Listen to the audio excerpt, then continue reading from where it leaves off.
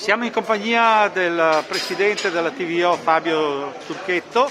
Sentiamo cosa ci racconta sulla questione autisti, innanzitutto Novax, e la situazione di questa mattina, come si è presentata all'autostazione di San Donà di Piave. Allora, per quanto riguarda gli autisti Novax, noi ne abbiamo circa una decina che non hanno effettuato le vaccinazioni, che quindi non lavoreranno, perché chiaramente con il nuovo decreto non lo possono fare, e questo è il numero per quanto riguarda la totalità della TV. Per quanto riguarda invece come è andata, direi bene.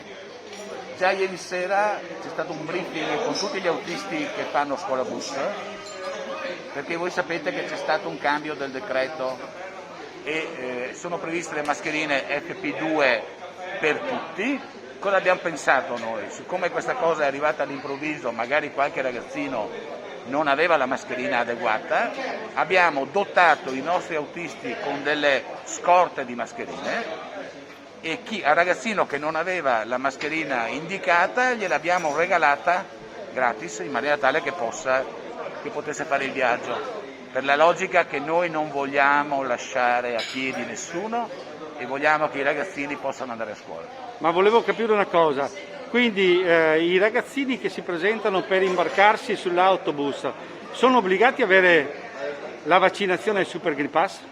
Allora, qui bisogna distinguere le questioni, comunque loro devono avere il Green Pass.